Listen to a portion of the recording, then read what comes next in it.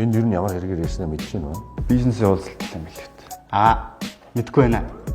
Нааг шагнах гэж байгаа юм болов уу? За мэдгүй юм даа хаа. Та нааг таньж гин үү?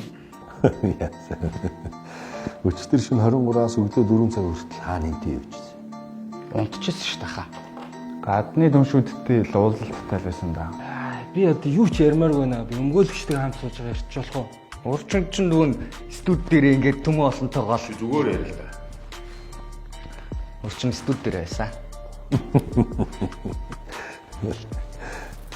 Гэнэ?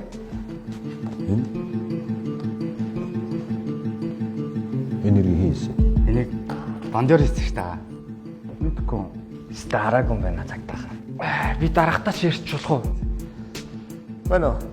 За наашаа юу яачих вэ? Машина явуулчих уу? Тий. Эндээс нэг 4 зорчигч байна, суулгаа явуулчих. Бүгдийг сагаачих. Тий. Хэрэгэ үлээхгүй юм байна. Завч өрөөч. Байж байгаа шүү. Тэсэ? Яг эдрийг хийснэ би мэднэ. Гэсэр. Энэ тамхины ишнүүдийн дондёр хаяад энэ мөчрүүдийн бакрэ буглаад энэ гүрэл бүх хогнуудын энэ савнуудыг хайцсан. Би яач Хоёулаа энэ хүндээ ирчихэд хөө.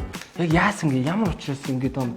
Энийг бол би ерөөхдөө харсан. Энийг гүрүүл тэрэд бол энэ хүү хэрэг үүссэн. За энийг бол би хийсэн. Залуусаа муу байна. Та нарыг олон хүмүүс харж үлгэр дуурайлал авч байгаа шүү дээ. Өөрсдөө ийм байхаар чинь яах юм бэ?